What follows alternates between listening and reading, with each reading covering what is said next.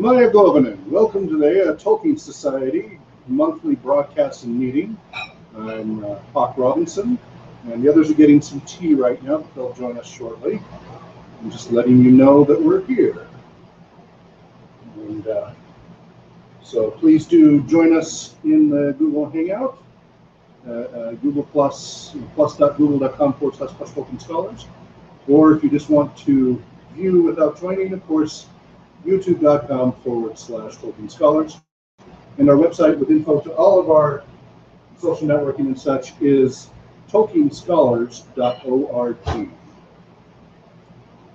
And we will officially begin the meeting in just a few minutes. So there's going to be a tea break and such.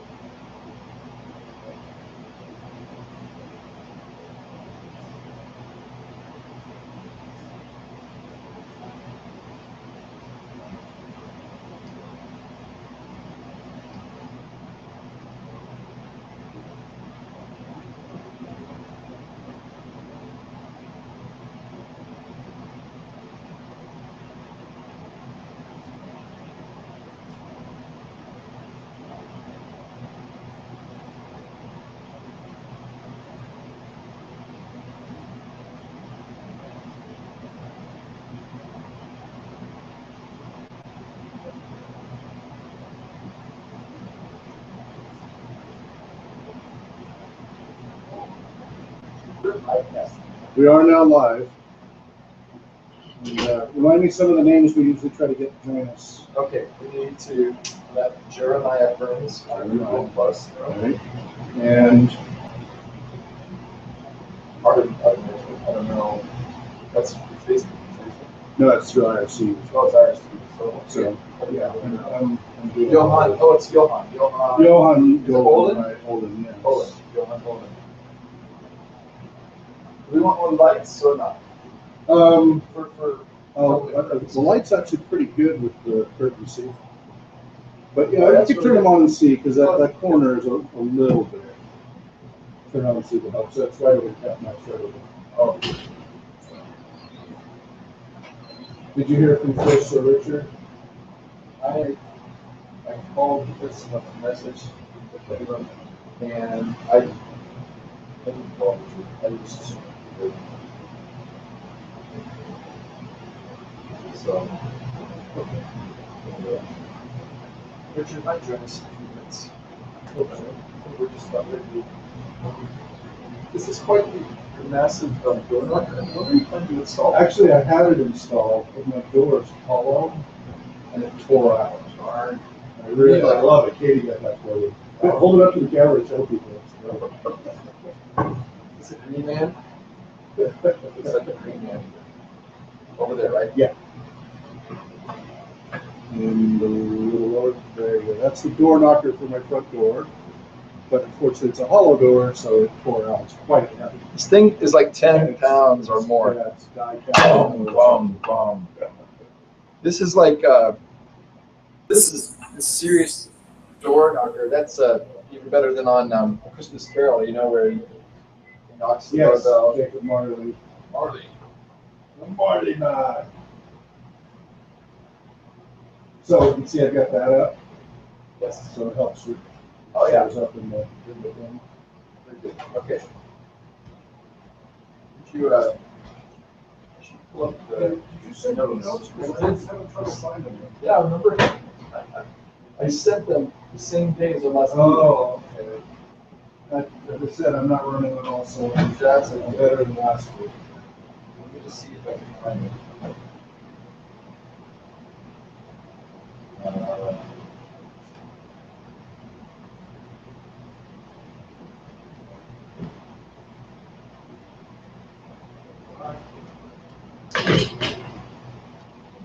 Again, you're welcome to sit in the recliner if you wish.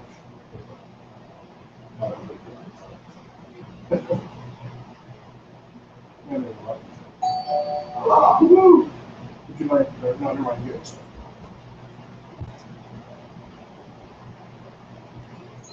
Hi, Governor. Welcome, welcome. What's that?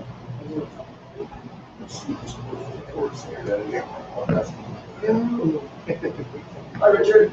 Yeah, my friend Noah. We are on the air. Nice to meet you. Now we'll have about 12 more doors coming through the door. It is on. What's that? About 12 more doors. Yes. Yes, and then they'll start trashing the person in the kitchen. And then you only need about. Oh, that's true. Three up here. Let's see. Yeah, wireless here.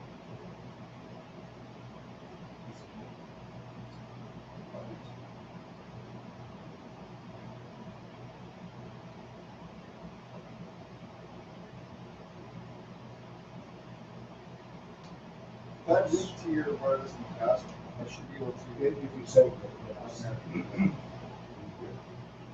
Is it the WS network? Yes. 06. No, for some reason it doesn't come up. Okay, it's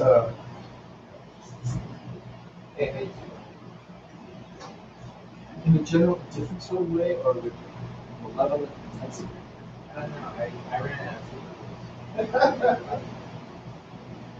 couldn't believe myself. It's good to see you, Richard.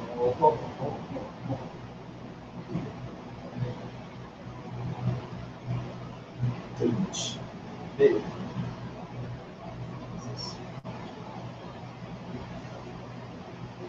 That's July. should have. But I've got the September one.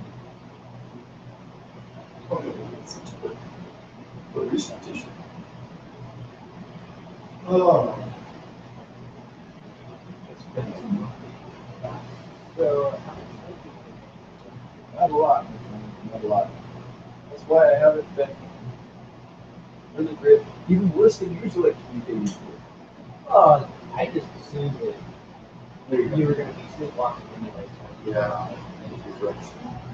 So if you're doing your job right, that's something else that I can make progress. Instead of pretending to be asleep.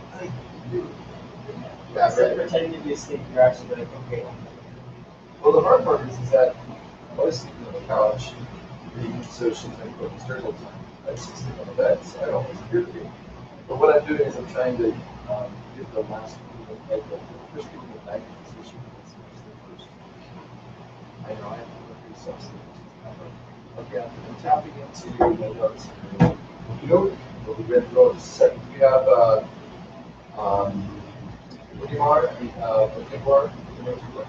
Gardner and Helen. Oh, Vinner down.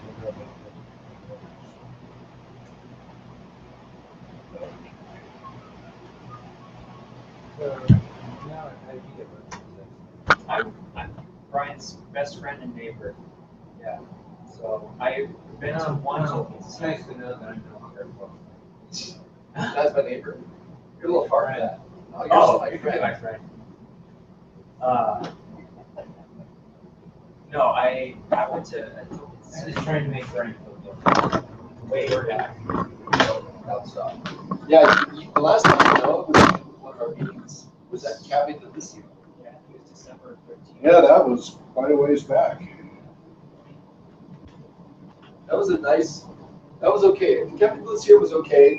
My favorite one, aside from of course this place. Quick risk myself from digging a hole. Well, no, I've always said if you want to meet somewhere else, please let me know. I know. No. You guys have voted for this. I really like the small room off of the Rocket. Rocket. By the way, which closed. exactly. recently, So yeah. they're going to be reopening as a Independent. Thomas Hammer. Okay. So maybe we can approach them again. But for the time being, I'm happy here. That makes me sad. I know I like Rocket. Rocket's good. I like Thomas Hammer. Okay. All right, shall we call the meeting to order? Here. Not bumping. Yeah. Hear what I have to say. Okay. September 12th, A Tolkien Society notes from last month. Oh, let me say, this is October 10th, 2015. Yes, you are. For those lost in a time machine. Real time. We're in real time here. So last month, in September of 2015, the Aya Tolkien Society of the Inland Northwest, an official SMEAL of the UK Tolkien Society, was attended by Hawk, Richard, Brian, and a guest, Tom, online. I'm not sure if we can find Tom again or if he'll find us, but if you're out there, Tom, welcome. And all our online listeners and interactors. So we hope to get some good comments for you today. Hawk opened the meeting with greetings. Brian read notes from August 2015. The discussion was based, we had some discussion based on notes. For example, the Giants theme this year from Tolkien Moot. 2 bards, Tolkien's tree, which we talked about how in Oxford, England, the tree that Tolkien loved had to be cut down last year due to the tree having rot, and they were concerned about more limbs being dropped on unsuspecting passersby. Although that would be a lovely end connection. Yes, it would. But anyway, and then we thought that we would see a stump because they were hoping, they had promised they would try to make something nice out of it to remember Tolkien by. And lo and behold, last summer we found that it was completely gone, and all there was grass to cover it over and completely erased. So yes, apparently, the phantom tree. And apparently it's because the trunk also was rotting, and they didn't want that making an unseemly sight in the Oxford Botanical Society. So it's gone. But that was a giant black pine. It was about 250 years old. Venus Negris. And it sounded like that was an inspiration for the Ents. Yes, well, and maybe the neighbor with the tree. Remember we yes that too. And I remember when I did the paper on Tolkien trees in 2011, and they also read it at the society. Right. That tree was the head of my paper. Right. So Hawk, are you, as a side note, would you be able for these notes, perhaps since people may not be familiar with your paper, to link to it? Could attach to it a link? Good point. That'd be interesting. And then Richard mentioned the Great War link with Tolkien and something about World War I 1 week at a time. Was this like a show? It's the 100-year anniversary of World War I, and there's a group in Berlin, Germany, that's going through week by week and putting up on YouTube a thing of what happened this week. Wow, 100 years ago. That's a great feature. Maybe we should put the link for that too. There's also a Twitter feed and some other sites that do that for today in Middle Earth.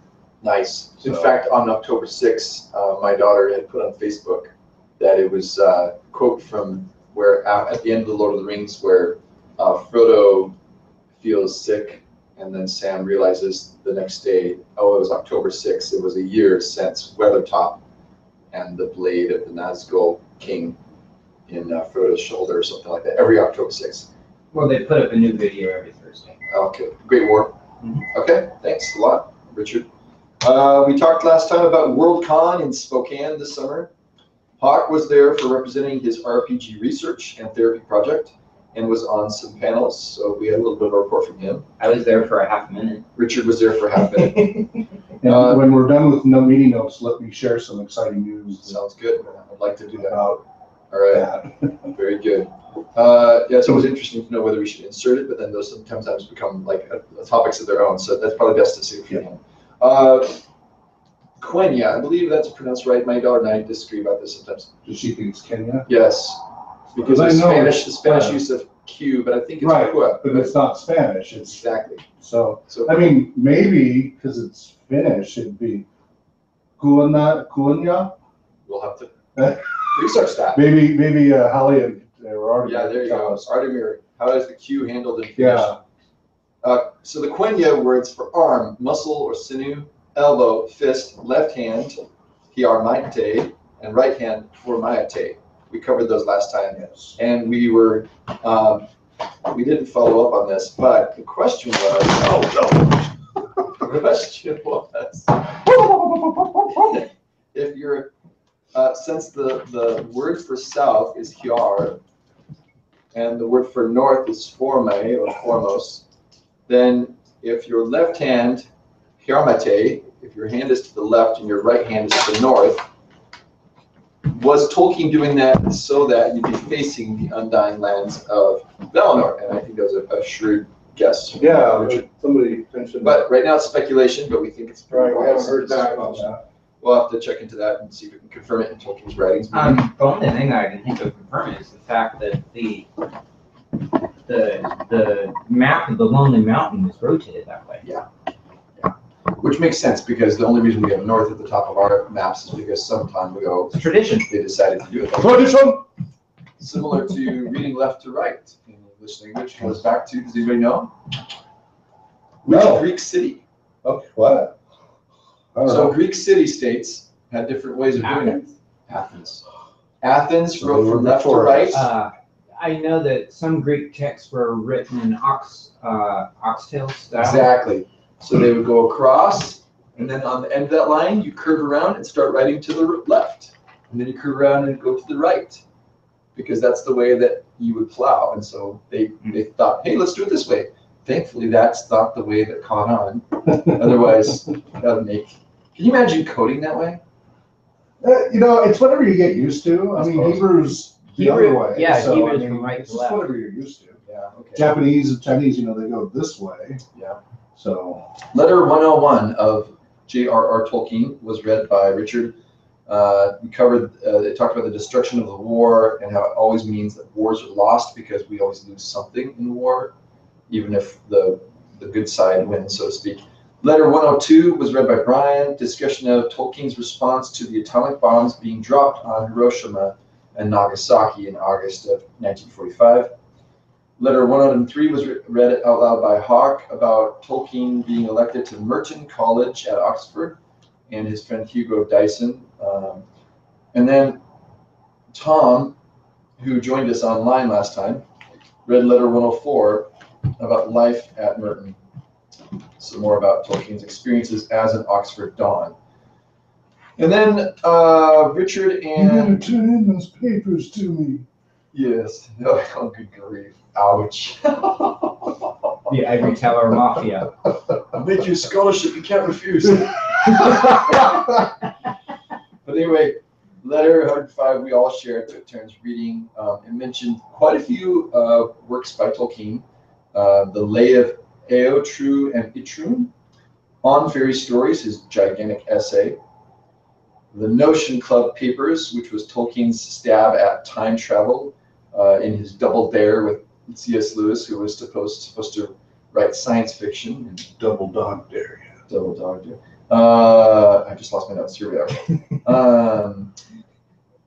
That was so upsetting. Yes. Then Tolkien's health. We discussed Tolkien's health and his mental illness. Perhaps, I mean, that's maybe being a little strong. Yeah, I wouldn't go that far, but I just wondered, about if he's got some sort of mood cycles related to bipolar or not. For sure, he But whether or not that's the environment, because schools are kind of manic depressive. The school cycle, yes, as you well know. Is an addiction. summertime. Oh, Yeah. Okay.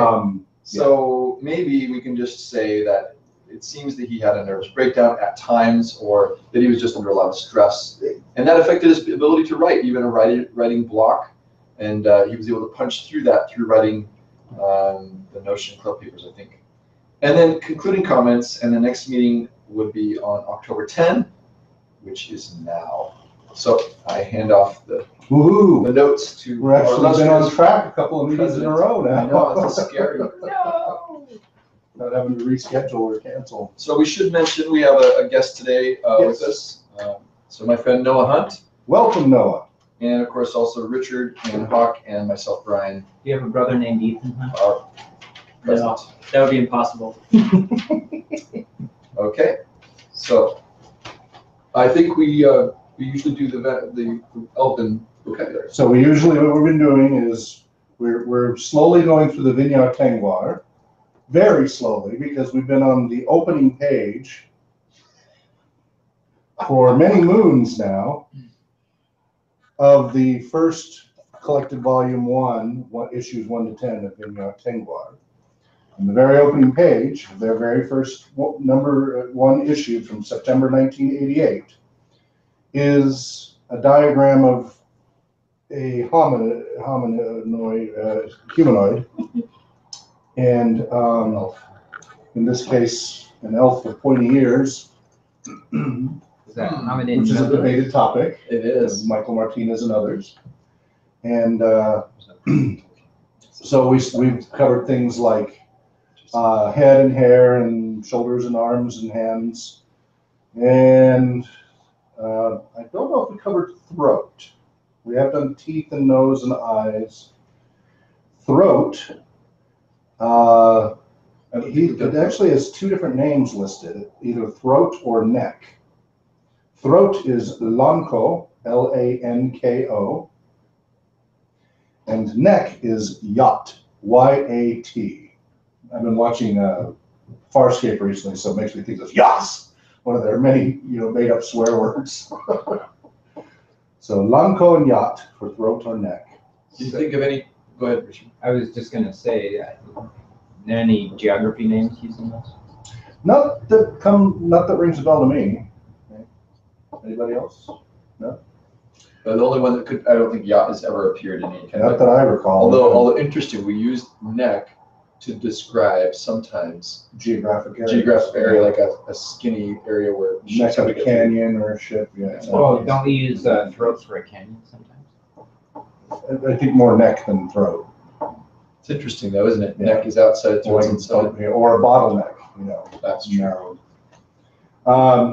So we'll have heart, which has two different listings, either hone, H-O with the straight line over N, or ore. It's O-R-E with two dots over the top. That sounds like maybe there might be a place. And so in a number of the Tolkien role-playing games, as people try to simplify systems, including in mine, ore or home can be used to represent kind of that strength of will, strength of character, things like that. Some people use spirit and then mind and body. Interesting. So sometimes people use heart for that as well, to just represent that strength of character or constitution, whatever. So I've seen it in the gaming world. I do a lot of gaming in Tolkien setting. It's kind of especially with role-playing games and such. And we do an annual convention that does both the literary stuff and the gaming-related stuff each year. So neck, heart, and let's see, we covered that. And Yeah, I have a yes, So one thing I thought of was Orome. yes, So the Valar was a Orome, hunter. yeah. So apparently Orome, if I'm pronouncing that right, is Quenya for horn blowing. right. So I wonder if there's any connection between Ore, is the heart. I don't know that connects. No. Okay. I mean, because it's ore, not oro. True. I don't know if this is relevant, but the ancient Greeks thought of the seat of their intellect, of their soul, as being in their chest instead of in their head. Right. Okay, I think- virtue and stuff like that. Well, more of the center of their being, Right. kind of. Have we covered anything on the legs or thighs or feet? No, go ahead.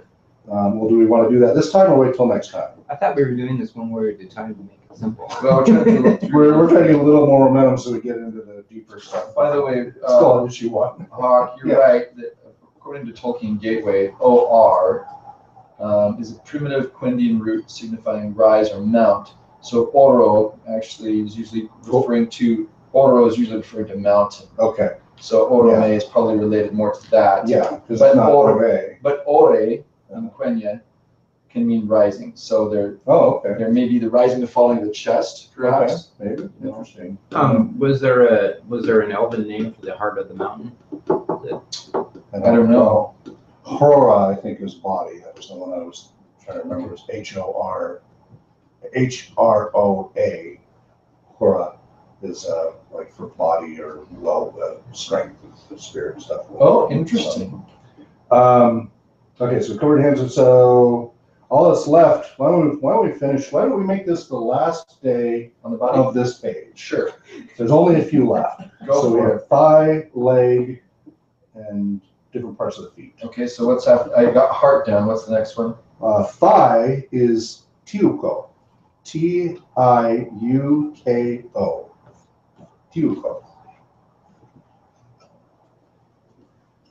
And that doesn't sound familiar to me at all from any particular writings or locations or characters. Leg is telko. Oh, yeah. Telko. That's an easy one. That sounds more familiar. Tolkien, maybe. No, it's TU, and that could make a big difference in the root. And then feet, as in dual, is talwi, Talwi. So that's the pair of feet. As opposed to a single foot is either tala, Tala, or tal, Tal. So talwi, Talwi, for a pair of feet. So if I put my best tala forward. Tala or tal, Tala or Tal for foot. The sole or flat of the foot, or the sole of the foot is talas, Talas, or the flat of the foot is Tallune. Talune? Talune. Wasn't there an Elvish word for their tree platforms that was related to this? In Lorien and such, Mhm. the tree houses sort of. Well, that it's called a flat, but I thought there was another name for it that was related. I don't know. Talan. Oh, okay, there you go. Let me just double check this. Interesting. And I wonder if there's any foothill words that might have tala something or other mountain, a hill or something, or if it's just completely because there's. Okay, let's just see what this is. We already have dole for head. We've seen like dole Amroth and others. Dole gooder.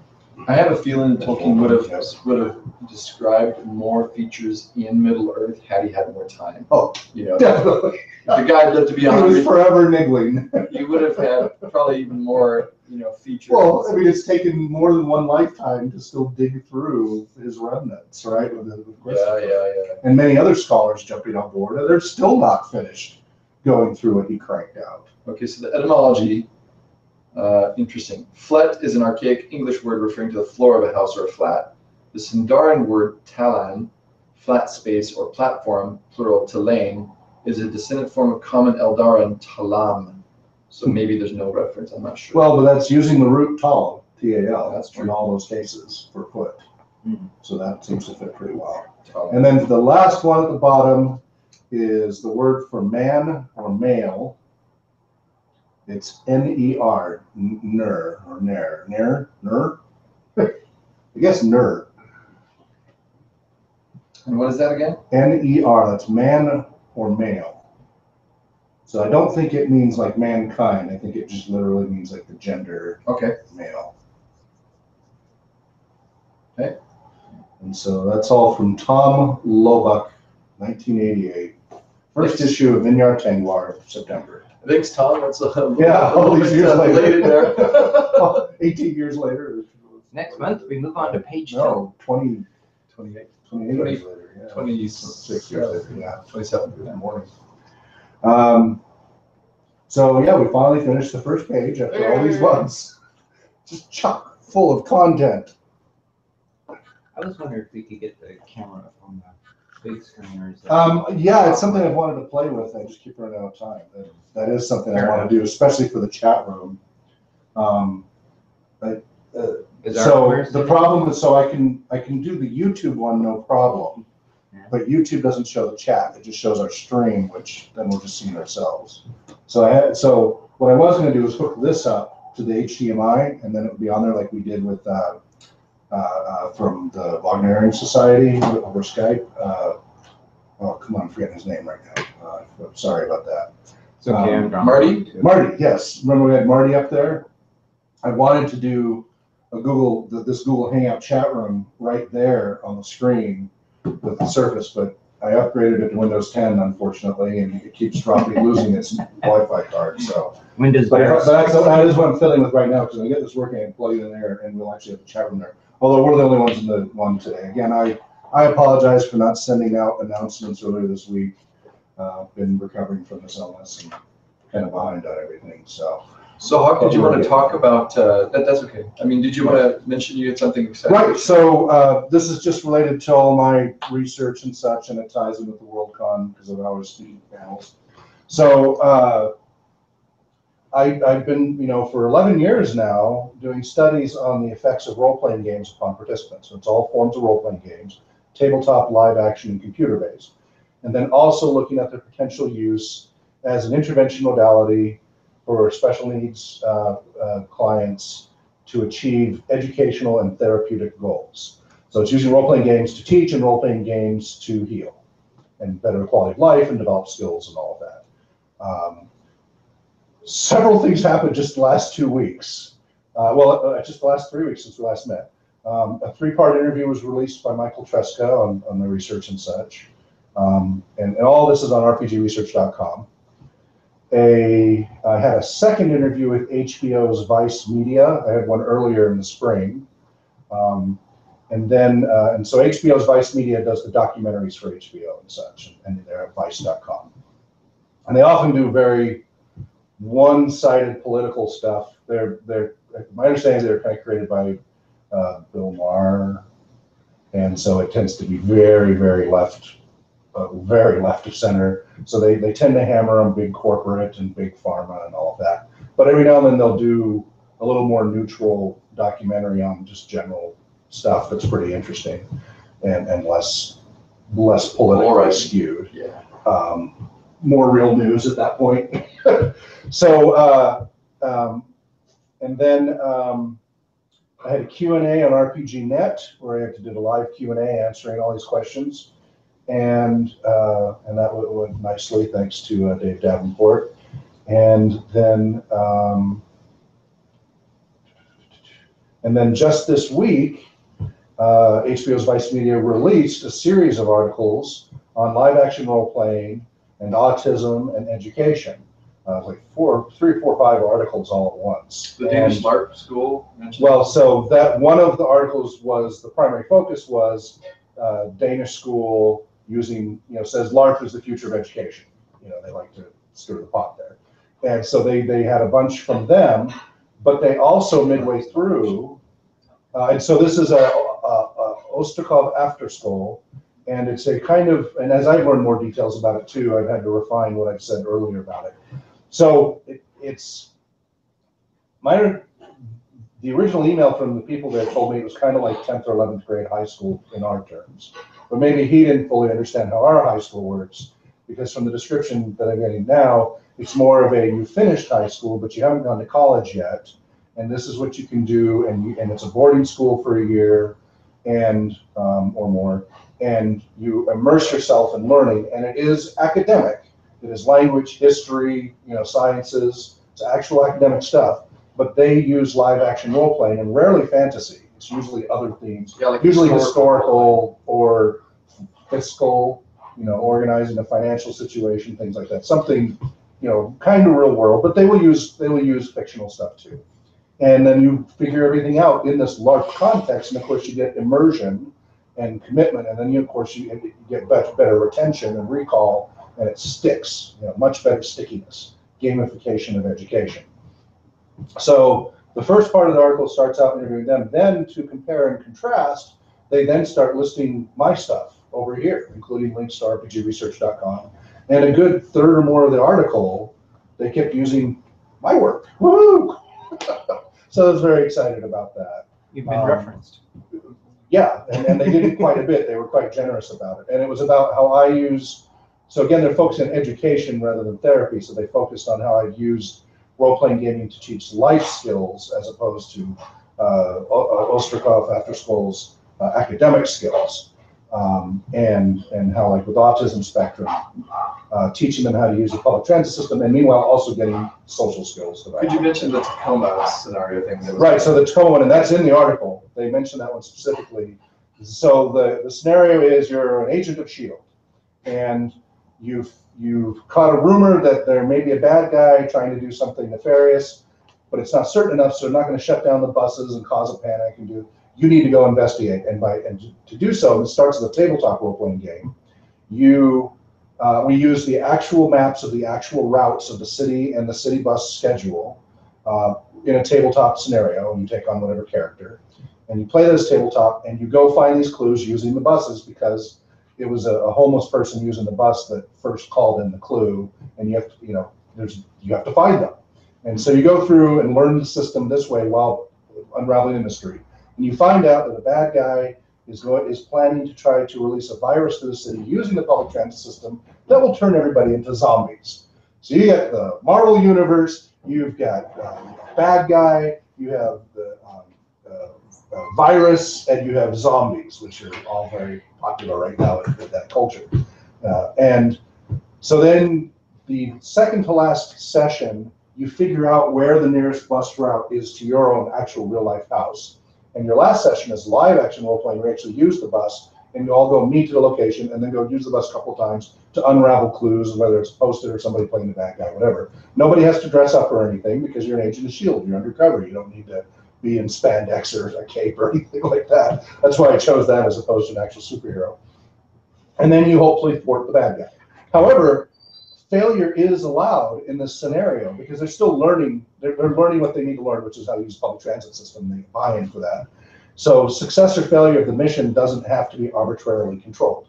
They can fail, and the bad guy can end up spreading the virus and turning into zombies. Because if you time this right, Tacoma tends to do a regular annual zombie walk where thousands of people dress up as zombies and walk down the street. And so if you're running this scenario, you could have, if the players succeed, you make them go right and they don't see the zombies. And if they fail, you have them go left and they come down the street and here's thousands of zombies coming down the street. Oh no, you failed, And so that's just a fun little twist to the role-playing game. Yeah, but every morning in Seattle, there's zombies lined up in You front need of your Starbucks. liquid sunshine, yes. So anyway, so that's just one of many. And of course, it teaches the skills of using a public transit system because there's a group in Tacoma called the PAVE Group, which is a loose association of families and caretakers of autism spectrum youth and adults, and about over 30 of them, and male and female, and only one of them knows how to use the bus. All of them are 100% dependent on their parents and guardians for transportation for everything. And some of them are 30, 31 years old. So that's pretty heavy burden. And so it's a great way to try to develop those skills and develop the social skills and all these other things. So they list that and other things. And so that was really neat. So I didn't want to take too much time on that, but that was really exciting to have that out there. Yeah. And then to top it off, the Bodana group on the East Coast, Jack Birkenstock, is organizing. He got permission. He has a 501c3 nonprofit called the Bodana Group, and they do an annual Save Against Fear. And what they've been doing is they're therapists and such, and they've been developing program plans to help victims of sexual abuse, and also a separate program to deal with the perpetrators of sexual abuse using role-playing games to try to help with behavior modification and things like that. And they're in their 5th year of Save Against Fear, which is an annual fundraiser for these programs. But anyway, he got permission from his board, and he's going to start a fundraiser for my role-playing game trailer. So the RPG trailer is, right now I have to haul all my books and everything else, computers, etc., to deliver these. I volunteer and deliver these services for free to special needs populations, people in wheelchairs, people with traumatic brain injury, people with autism, the deaf community, at-risk youth, the cerebral palsy, the list goes on and on. And I have to haul all this stuff, set it up, run it, bring it all back. And often it's hard to find, like if they're at St. Luke's Rehab, it's hard to get a room for more than an hour, and you're not allowed to make too much noise, and they don't have the facilities for gaming, and the list is long. And role-playing game would be a great adjunct to the other treatment. There's multiple recreation therapists there. I do all this from a recreation therapy perspective. The Tacoma group would love to have me out there every week running different scenarios. So you can just pull it up and bring Right, so this trailer is an RV toy hauler with a ramp that drops down in the back at a lower height, and you can just wheelchair right in the back, and it'll seat up to 6 people with wheelchairs or 10 people without wheelchairs, and there's like comfy fold-down couches and such. And it has a little kitchenette and fridge and oven and everything for snacks and gamers. Gamers need their munchies. And a full ADA compliant, wheelchair-friendly bathroom, showers, toilet, and sink. So it's all at once. I pull up in a parking lot, drop the ramp, bring in the people who need wheelchair access, and then walk in the others who don't. Run the games in a contained environment that won't disturb other patients. They can make as much noise as they want to. Run it for as long as we want. My experience is 2 to 3 hours is a good amount of time for a role-playing game each week. You get much less than that, it's hard to get a lot done. And it's really hard to book more than an hour in most places. And then everybody heads back, and I don't have to haul everything back home and put it back on the shelves. It's just right there in the trailer. I just flip up the ramp and go on to the next location. And the other goal is to be able to deliver role-playing gaming for people in rural areas that can't get out here. There's a lot of people with disabilities and other things who are out in rural areas who can't get any services, can't get out to cities and such. And this trailer would make it easy and affordable for me to keep doing this. And I'm doing all this for free. And the monthly payment for the loan on the trailer is equal to or less than my current office costs for running this downtown. It's just the down payment and the picking it up from Mesa, Arizona, where they custom build this, that I'm having a little trouble coming up with right away. So I have a fundraiser, rpgtrailer.com or gofundme.com/rpgtrailer, and to get people to help donate the down payment so that I can get this going. But Jack, out of the blue, contacted and said he's actually going to start a campaign to help support this campaign. He's going to several gaming and other hobby stores in his area of town, and they're going to make these little models of the trailer. His artist people are going to do this, that people can stuff money into. And he's making a competition between the stores to see who can raise the most money and whatever prize they get for that. And then they'll send all the money over to me to add to the trailer. So that was really a nice surprise. So a lot going on there. Good deal. And the tie-in is I do a lot of Tolkien-based gaming. Right.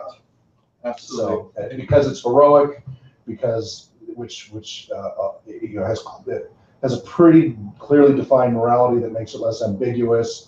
And I've found from experimentation that helps in a lot of ways, as opposed to more ambiguous stuff. Although again, there's a role for that too.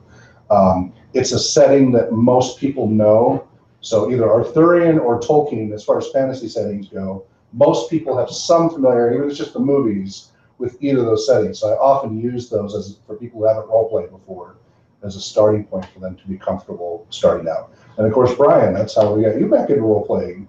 Yep. Was through Tolkien. That's right. And now you're running. It was really funny. So yesterday I was dressed up as Leif Erikson for Leif Erikson Day at school, and I think I have 3 comments from little kids saying, "Are you an elf?" So that they do intertwine between Tolkien and gaming. There's a heavy basis. Absolutely. All right. So I didn't mean to take up quite so much time on that, but that's okay. No, thanks. If you hadn't mentioned it, I was going to ask you to speak about it anyway. Thank you. So thank you very much. Well, let's go ahead and move into, unless we have any other topics that need to be raised, to maybe just get right into the letters. Richard? No. Okay. So questions or topics you'd like to? Has Yep. any? No. Nothing really kicked in for me. Unfortunately. Has anybody ordered the recent copy of Clervo that's now, I think, is it? Oh, the new. That's right. I don't know. Let's Do see. you have it if on that's- pre-order or something? Let's see. Clervo. So a couple of years ago, we So did. it's a Finnish story of a kind of an anti-hero. Oh yeah, total anti. And Not even a hero, really. Tolkien actually read it in original Finnish and used it as maybe kind of a story background for one of his characters that he kind of. Oh, it's not. Yeah, it's not even available until. What? It's not available.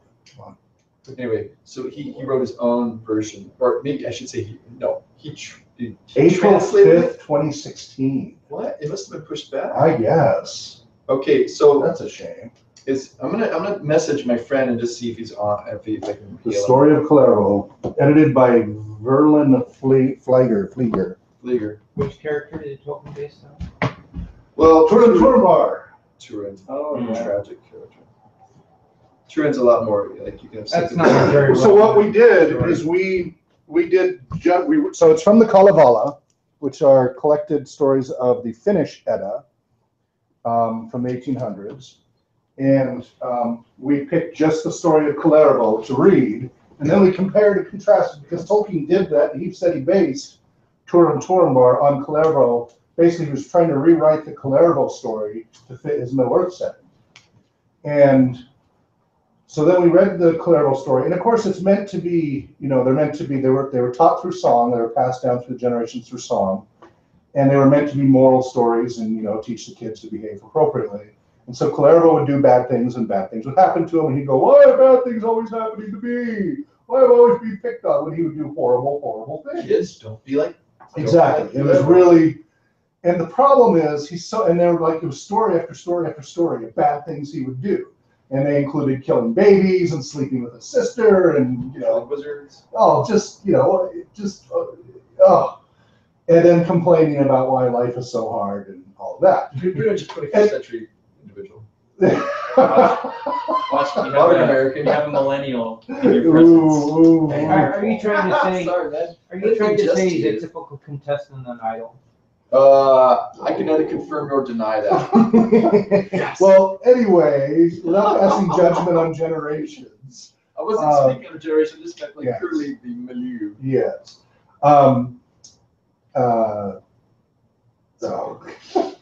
The character is not very likable. Clerval, you just really don't care that bad things are happening to him because he's a jerk. He deserves it. But Tolkien's version, which does parallel a lot of it. A lot of what happens to Clerval happens to Turin Turambar. That's where his sister thing came from. Yeah, but Tolkien does it in a way that you feel empathy for Turin, because Turin's trying to do good. He just, bad things happen, with the dragon hypnotizing him and stuff like that. But you at least care about Turin Turambar. And I had a lot of friends who Turin Turambar is one of their favorite, characters in the Silmarillion. Just a tragic story. So let's see. That edition has the poetry section with the Leia Lutheran in it. I believe so. Yes. Because the recent version of that I picked up didn't have that. Oh, really? That's too bad.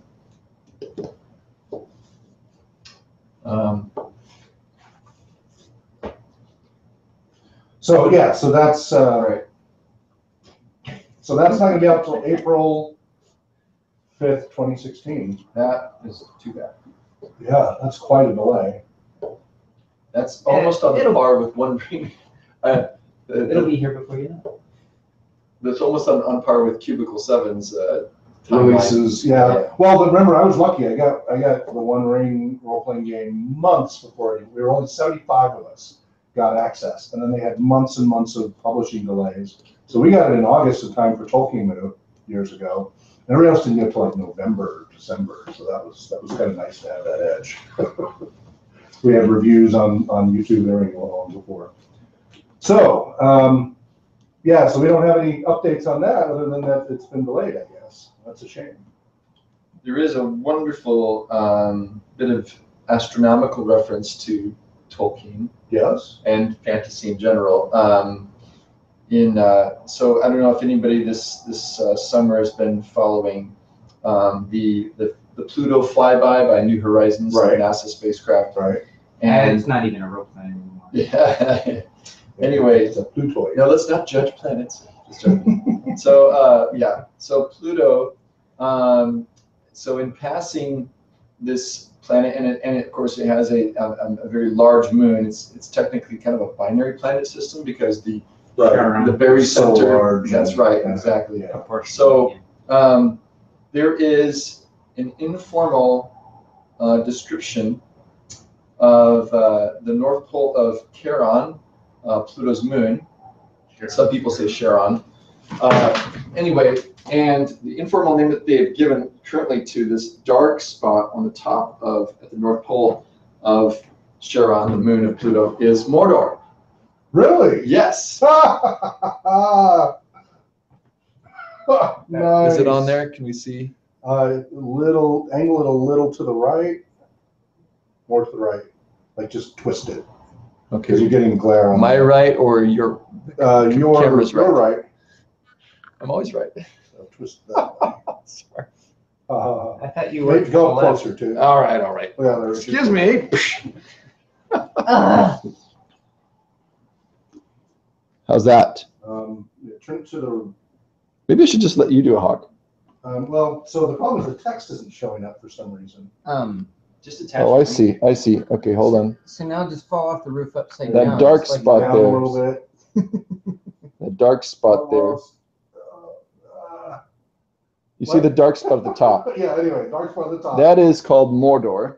Maybe we should just put a link. Yeah, we'll have to do that, but we're trying to do What? a live audience. Digitally? Yes. And then also, I'm not a Cthulhu, I can't even say it, fan. Cthulhu? Cthulhu, thank you for pronouncing it. I'm still not a fan. Too dark for you?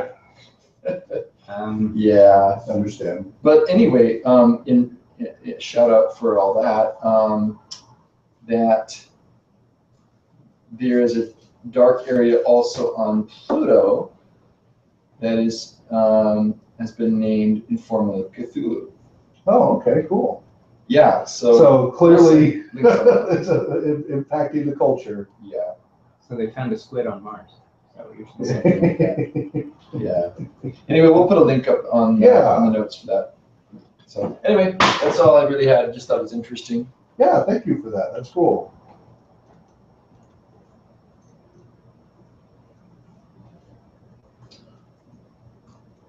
Okay, so do we want to get going on the next letter then here? Yes. You have your copy of the letters? Yes. Okay, and then, Which letter was the next one? okay, so our notes show that the last one we read was letter 103, I think. Let me just double check that. No, it was, sorry, letter 105 was our last one, so we're on letter 106. Pull it up. And, All right, so we're going to do 106. and by the way, we will probably finish these letters in like 50 years. You calculate the rate we're going at? But it's good. It's all good. We, Well, you know, we could make it to our 90s. it's job security. It'll be pure VR by then. Yeah, there you go. All right, so It'll be, oh, okay, letter. Might be Where AR, does this might be go? augmented reality. So the last letter is letter 354. so Well, we've been at this, what, 5 years? yeah, So we're a third of the way-ish, so 15 more years, or Okay. 10, 15 more years. nice. I'll be here, sure. No, would you like to take a turn? It's a short letter. Here, or if you prefer a book, either. Or, okay, Thanks. you bet. And just make sure you speak up so everybody can hear. That's 106. discrimination You wanna against look at it? friends. I can look on with him if you want. No. All right. We usually From read the the- title. Yeah. From a letter to Sir Stanley Unwin, 30th September 1946. Alan Unwin expressed enthusiasm for Farmer Giles of Ham, but asked if Tolkien could provide other stories to make up a sufficiently large volume. Tolkien says, I should of course be delighted if you see your way to publish Farmer Giles of Ham. With leisure, I could give him company, but I am in a tough spot academically and see no hope of leisure until the various new professors come along. I could not promise to complete anything soon. At least I suppose I could, but it would be difficult. And really, the Hobbit sequel is so much better, I think, than these things, and I should wish to give it all spare hours. I picked it up again last week and wrote a good chapter, and was then drowned with official business, in which I have waited since your kind letter came 10 days ago. I have never tried illustrating Farmer Giles, and do not know of any one. On the subject of a German edition of The Hobbit, oh, that's the next letter. So we're just going to focus Stop on this there. one? One at a time. Yeah, we'll read a couple. Thanks, Don. Yeah. You know what I just noticed What? is that the letters are spaced out a bit. If you look back, letter 105, right before this, was from July of 1946. This one's in September, so a couple months. Right. And then the jump from 104 to 105 is quite dramatic. Letter 104 was written in October of 1945. Well, we had the war Well, this is after and the war. school. It was after the war. Right, but that would have been the rebuilding and just Sure, would have it been just- chaos. I understand that, but it's Yeah. just interesting when you think about the letters that we tend to read. Right. Usually there's at least one a month, but of course maybe a lot of that had to do with the fact that he was writing back and forth to his son Christopher quite frequently. Right. But now that Christopher's back he's at the RAF in Shropshire, and so he's back in England again. Maybe that's why he doesn't have as many letters saved, maybe, of his. Maybe. By the way, I got he wasn't able to join us, but he commented on, Jeremiah Burns has commented why he can't attend. He said, "Hi guys, sorry, was driving back from a wedding when the invite came through, and now we're grabbing a late dinner. Hopefully catch you next month. So sorry we missed you there. And yeah, hopefully next month you can make it. Because he's always been a great addition to the conversation." Any other comments on that letter? Richard? It's short and to the point. Yeah, yeah, it is. Again, tying in with the last month's thing about whether it's the environment versus his own struggles, as far as his kind of ebb and flow of intensity and ability, to work on and off. I mean, 13 years to finish that Hobbit sequel, Lord of the Rings. He went through 3 rewrites. You get to about a third of the way and then start all over. Get 2/3 of the way, start all over. Almost get to the end, start all over, and it would be, and as he said, devote his full attention to it. He wanted to be able to just kind of binge write as opposed to write a little bit at a time. Actually, what popped into my head was, oh, so that's where that's from, because it always seemed like a bit disconnected from What seemed disconnected? Farmer Giles of Ham. It always seemed a little bit. Well, it was just one of his little. He had many little stories. Oh, I mean, basically, it was just a one-off thing that he was doing to Right. try and get back into the ability to write. I think it's just represents his creative mind and how it could go in lots of different directions. And while obviously Middle Earth is, we love that. He had a very playful side to him, and I like that about Farmer Giles. That here's a playful kind of poke at the idea of a knight fighting a dragon, and to have kind of just a farmer, kind of a bumpkin who actually was able to defeat this very Bumbles his way through. intelligent dragon, and nobody else can stop him. But he does stop him, and I think he likes to use kind of simple people. He uses hobbits, he uses farmers. It's kind of neat to see that. Makes it accessible. But I agree with you, Hawk. Just wanted to respond to what you said there about wanting large chunks of time to be able to write, rather than little bits here and there. I find the same thing. I don't know about you guys, but if I sit down to write, if I have a half an hour, I just don't really produce a whole lot, Yeah, and it takes a little bit of the groove. Yeah, it does. Well, when I've been writing like 200 words at a time, and then I stop. And for me, this gives me the time to think, and I think that because of that, the writing's more deep than if I was just doing the stream of consciousness writing. Right. Stream of consciousness, right? Oh, great. What? What's that huge book that's all stream of consciousness?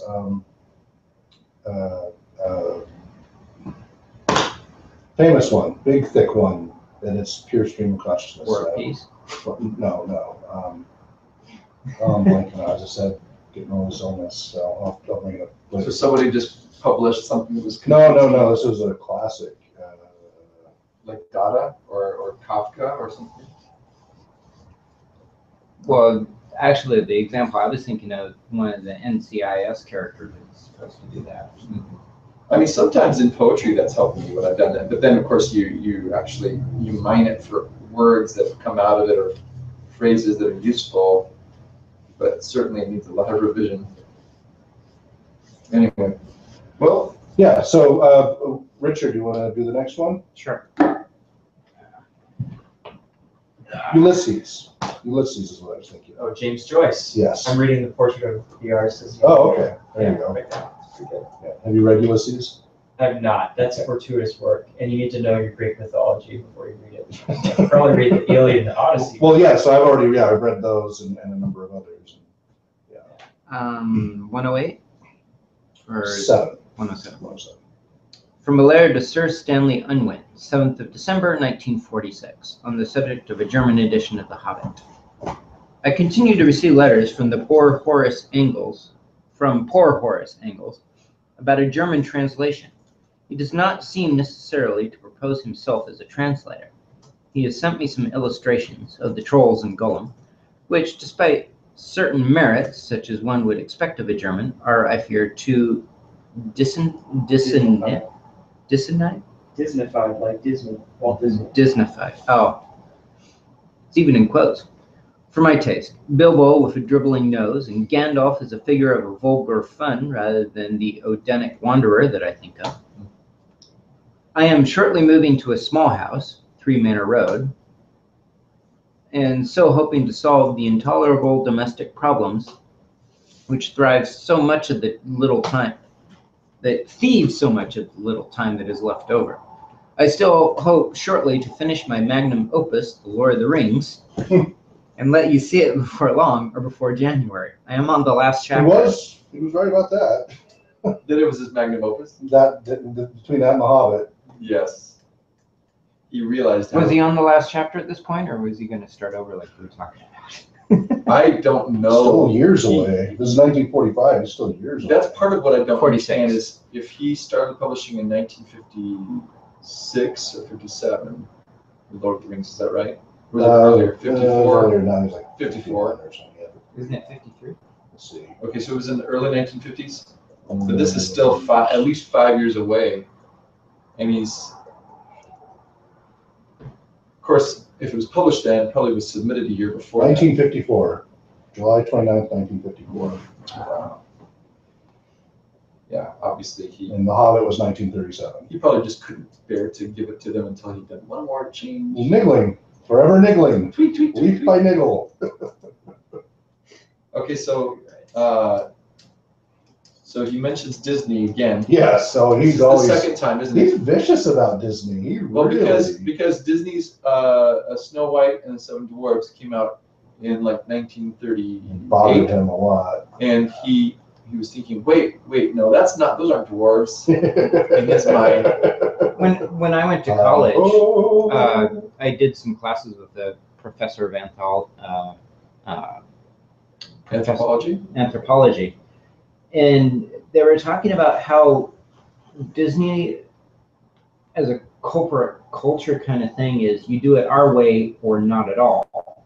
They were very kind of sometimes it's referred to them as being rather Nazified. More, they have a very subtle dictatorial aspect to everything that they do, and that's probably what's sticking in Tolkien's throat. So why is he? So basically, it seems like the context is that it's a German's translation of The Hobbit, and this was held up before the war because of obviously issues, right? Okay, Because the 1930s, late 1930s, was not a good time to. Yeah. So now that the war's over, it's kind of funny. Well, it was like Einstein stuff. England refused to acknowledge this stuff, and it took Eddington or Ellison or his name. Yeah. To Where's do the it for footnote him. for that? So now that the war's over, there are a number of people who really want to have the Hobbit English. You know, this culture gets back on track, you know, Right. and the return to some kind of normalcy. But I don't actually know how long it took. I wonder for the German translation. Oh. But interesting that he says that they are Disneyfied. Yes. Again, that's a balance, isn't it? Because I mean, The Hobbit is intended as a children's story of sorts. Yeah. But he seems to take issue with children being given depictions of dwarves or trolls or people like that are too... It feels like they're dumbed down. It seems Right. like.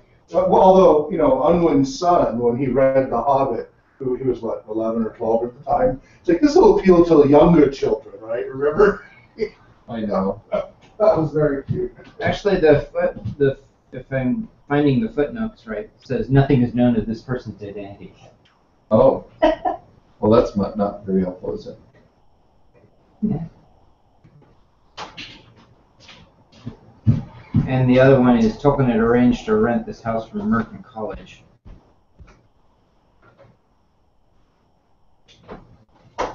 the other footnote. Thanks, Hawk. It's nice to see what we're seeing, what people are seeing. I feel like even in a lot of the presentations of The Hobbit or Lord of the Rings, it is very Disney proud. Like especially Ralph Bakshi. the Hobbit, the cartoon. Yeah. The Definitely got Bakshi. The Banquin Rasp. Rankin Bass. Yeah, sorry. The Bakshi was the one. I'm sorry. So I really like that why one. is it? Is I it enjoyed them too, but they are definitely more kidified. sure? And even in the movies, I felt like there was just a hint of kind of, sort of a Disney Mm-hmm. sort of. It's hard to articulate, but like Come on, y'all, let's do it. I want us to get YouTube flag here.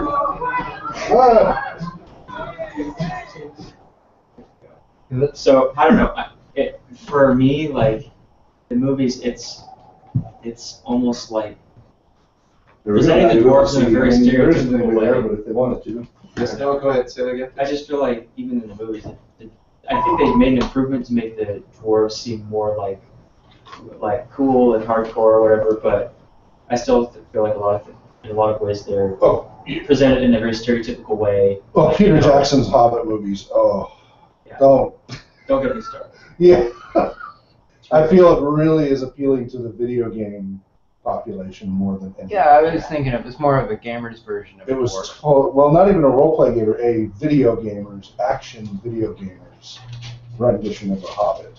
That literally, you could see them planning how the software. Remember, I worked in information technology for years and years and years, including CTO and CIO, and developed a lot of projects. It's almost like they designed it like, oh, this will be this stage of the game as they're bobbing in the barrels and and fighting as they go down, and then this will be that part of the game, and it just totally felt like they designed it for video game release rather than yeah, exactly. Yeah, I mean, yogurt, Yeah. Spaceballs. Yeah, a bit of a tangent, but I think that in general, like it's the thing that makes it hard for things not to become Disneyfied when you do have people putting out other stuff that says this is what a dwarf looks like, this is what an elf looks like, is that Tolkien himself didn't produce a lot of illustrations of his character. Yeah, it was And kind of that- the only that is- visual reference at the time. Yeah, so it's hard. It's hard when you don't Well, produce that kind of stuff. other than the historical. Well, but he did give fairly good descriptions of some aspects. Mm-hmm. And like what they did with Peter Jackson's dwarves were so comical and it's so exaggerated. I was amazed. I mean, in a way, it did almost go back to the cartoon movies in some respects. How exaggerated some of their aspects were. And then, of course, Brian and I have gone on at length about the age and appearance of Thorin, how he should be gray-haired and not just barely turning gray. But yeah, we could spend hours and hours tearing apart the Hobbit movies themselves. But Actually, I think generally a person, an average person, a written description, they don't visualize. Whereas if you draw a picture, they don't have to visualize it. It's just there, and then they have a reference. Really, you don't think most people who read books visualize? I think most people are visually oriented. Right. So you don't think most people, when they're reading the book, visualize what the dwarves look like? I think that an average person just gets caught up in the work of reading the words. For one thing that's always, I read a book very fast. Mm-hmm. And there comes a point when I'm reading the book where I tune out the world and I'm watching a movie in my head. And I've discovered that this is very unusual. I've never really heard of anybody else describing reading a book that way. As a movie in their head? Yeah. Tons of people. Yeah. I run people all the time that's I wonder if your point, though, Richard, is kind of like that maybe sometimes when you're reading a book, if there's certain things like dwarf, elf, etc., now that certain things have become stock characters, in a way maybe we don't concentrate on their features because we have kind of now in our minds, certainly it's a cohort mental effect. shortcut. Well, there is the cohort effect of where we are in our culture and our generation and our media exposures, Right. or fairy tale exposures before media was such a thing, does shape the visualization. But I've generally, most of the people I've run into when they read books, especially like that, have said it's like a movie in their head. I've run into. Brian, you're a teacher. What happens with the youngins? I mean, part of the problem is, of course, you're with a younger group where they really are struggling with the words. But I do remember, like, 3rd, 4th grade, that was, it was very visual experience and talking to others. And it was often a shared experience. And that was why some of the debate would come up, like the Balrog wings, when Tolkien said, wing-like shadows. Did that mean they're actually wings or shadows that were roughly like that? But I don't think and it the matters. debate goes on. I mean, when you're reading, in your mind, it can leave some of the edges of that Right. undefined, It's a fuzzy impression. which is actually Exactly. can be still very powerful. Right.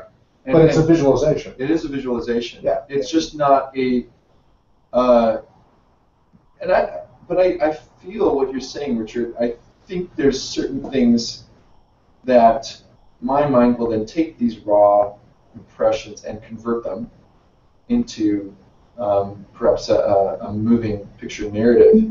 But I think it depends on what I'm exposed to. So if I've been playing games a lot, like Minecraft, for example, where you're constantly changing your viewpoint, then I think I can see how that could have an impact then on if I was reading a How story. often when you're reading The Hobbit, you see as one of the dwarves of Steve? Not at all. In fact, if I could bring it back to the dwarves, because there's one thing that I want to say, and I think this is maybe tied into why Tolkien had so much contempt, if it can be that strong, about Disneyfication of dwarves and wizards and whatever. And I think it's this. I think that he felt that even though the story may have been aimed towards younger people, the goal was not to, as you put it, to dumb down, but rather to lift up. Right. To take young people and to bring them, in a sense, the spirit of these creatures would be something that would be a little transcendent, that it would make you think and long for something far away. And this is very much at the heart of what Lewis and Tolkien felt as authors and as writers. Away from the mundanity of and the very life. much so. Yeah. And so rather than the goal of kind of just a bit of entertainment, their goal was something far greater and grander in their minds. And therefore, that's, I think, why he would say, look, when you watch Snow White and the Seven Dwarfs, very few people probably would walk away from that saying, I want to be a more heroic person, or I wish that there were such a place like that. And yet all the fairy tales, the old school fairy tales, that's what they're really dealing with at their heart. And so really that's the question I think that we need to use when we're looking at Tolkien, and like, what did he imagine as dwarves? So an animated version could fail as well as a live action that was much more intense and quote, true to life. But in both cases, ironically, dwarves are truncated. What Tolkien imagined was a dwarf who, small in stature, what they represented was larger than life. Right. Right. And a number of my friends and gamer friends, like dwarves are their favorite character over and over and over. That's what Chris Ray. Yeah. I have 20 plus years and all he'll play is a dwarf, and the different facets and trying out all, because they are complex characters. Their creation history alone is such a conflicted creation because of Tulkas, was it? No. Aule. Aule, right. Aule, but Tulkas did something with the dwarves, right? He helped with something, I forget what. Yeah. But Aule created them for his own, but they were only able to be alive when he focused on them. And then when Eru found out, shoot him out, Put him to sleep, but also saying this is a cruel thing to do. They're only alive when you focus. Mm-hmm. They need to have, so he imbued them with the spirit of life and their own will. But they weren't allowed to wake up until later. After the first children. Yes, wasn't allowed to do that, exactly. And that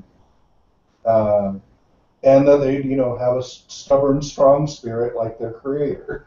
That they'll create their own things and not always obey others and be susceptible to these things, and so they had a very, very colorful history. Oh, I agree, and I mean that's I think and they are touched kind on of this in bigger the than Hobbit life. movies, but by shortening it down, which is so funny because it's like he made these huge long movies, and yet there's so much. The whole backstory of Moria, the fact that the diggings. Delved too deep and Yeah, the Balrog. and then you have like this back and forth where you have different kind of dwarven homes, and you read about the kings from Durin all the way down, and how the story of the dwarves kind of evolved is very interesting. Or the dwarven necklace and the Nablamir. Yeah, That's a huge part of the. Oh yeah. Well, Disney's version was cardboard cutouts to frame the story of Snow White. The dwarves weren't there for the dwarves. Sure. They were almost allegorical, sleepy, sneezy, and all that. And the other thing is, like I tried to point out earlier, is that Disney has a aggressive agenda. Mm-hmm. And maybe that was the baggage that Tolkien was reacting to subconsciously. Yeah. Well, whatever case it was a different form of entertainment, and I think for our understanding of Tolkien, he really did have something kind of this older European kind of sense of dwarf, and I think what we are dealing with now is as we grapple with kind of modern ideas, it's the brownie, it's the sprite more like, the harmless kind of small, kind of creature. Yeah, they're the more pixie-like Yeah. dwarves or the lawn gnomes. Right. So, Do you want to read 108? okay, all right. From a letter to Alan and Unwin on the 5th of July, 1947. So again, this is 7 months later. Alan and Unwin had decided to publish Farmer Giles of Ham as a separate volume. Okay. I am now sending back a week late under separate cover the manuscript of Farmer Giles of Ham revised for the press. I have, as you will see, gone through it carefully, making a good many alterations. For the better, I think and hope, in both style and narrative. You will note that whoever may buy it, this story was not written for children, though as in the case of other books that will not necessarily prevent them from being amused by it. I think it might be as well to emphasize the fact that this is a tale specially composed for reading aloud. It goes very well so, for those that like this kind of thing at all. It was in fact written to order to be read to the Lovelace Society at Worcester College, and was read to them at a sitting. For that reason, I should like to put an inscription to C.H. Wilkinson on a flyleaf, since it was Colonel Wilkinson of that college who egged me to it, and has since constantly egged me to publication. That's the end of it. Somebody get the footnote on that, perhaps? Yeah, just a second. So somebody was constantly throwing eggs at Tolkien? Before it slips out of my mind, before one thing pushes out of another, so to speak, whatever. I wonder if we should do a reading of Farmer Giles at some future point, and a reading and discussion. Yeah, I'm open to Wouldn't that. that be fun? Do you have to ham it up while you're reading that? Oh, definitely. Ham and cheese. All the way. Listen, if we keep joking like this, we're going to have to farm this out to somebody else. Oh. Brian, are you trying to egg us on? No. Oh. Please do the footnote before I have to step on him. Oh, man. Let's see. Well, and You're right. all right. C.H. Wilkinson was the English tutor at Worcester College. Okay, well, that's it. The short footnote. Yes. A short tala. Interesting note Pala? that Flat of, he said in the last letter that he did not do he had not done any illustrations. Do you know who did the eventual illustrations for Farmer Giles of Ham? Let me go look at it and see what it No, says. it's Pauline Baines. Oh, you already know. Okay. So Pauline Pauline Baines, Baines. who did all the illustrations for the Chronicles of Narnia. Oh, really? Yeah. I And did that's not know actually let me see how this went. Was it Tolkien had seen what Baines had done for him? No. Baines had illustrated Tolkien's Farmer Giles of Ham, and because Lewis saw it and liked it so much, he asked Pauline Baines to illustrate his Chronicles of Narnia. So that's how it goes. So it's very stylistic, very kind of flat 2D ink pictures that. Well, it's almost a medieval style. It is, yeah. That's what's neat about it. Which is why Tolkien liked it. Yeah. And because it fit that story perfectly. Yes. And she actually she died a few years ago, but I remember about the year 2000, she had hand-colored all of her original black ink illustrations for the Chronicles of Narnia, and she was in her 60s or 70s at that point, and hand-colored them all, and then it was re-released. So we have a copy of the Chronicles of Narnia that has all the illustrations in color. Yeah, it's pretty cool. So I'm going through and showing those little drawings. Yeah, show the dragon. It's great. Probably Yeah. Phylax. Or the giant, the huge. Oh, that's right. You can see it now. Yeah. That's a big giant. That's right. And that's the kind of giants I did for Tolkien Moot. So. Okay, now he has a dog in this, which I love.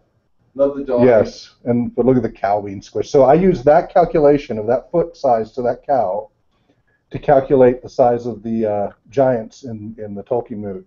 Oh. And then I used actual names that either he came up with or he referenced from his sources from the Norse Edda for the names of the giants. But by calculating that, so I looked up the average length of a cow, then that calculated the feet, and then that gave me the height because of the ratio of the foot to height, and that was how I got like the 50-foot height and 100-foot height and stuff like that. The dog is actually the hero of the story. Yes, he is really, yes. The farmer isn't really the Yes, but he takes all the credit. Yes. Sounds like some politician. Many blood-sucking creatures. We lost sound, I think. Did we? No, that's just the other one. So on the surface there that's connected to the TV, Right. That's just Google saying you're not broadcasting audio, blah blah blah. I'm like, yeah, I don't want to. It's intentionally mute. Yeah, very medieval. Look at that. Yeah, that's just totally. Get to the dragon. Let me see the dragon. I'm working on it. It's a lot of illustrations. It's a bit of a picture book. Brian just wants the dragon. That's right. I'm sorry to be dragging on showing the dragon. Oh, ooh, that's a nice scabbard, isn't it?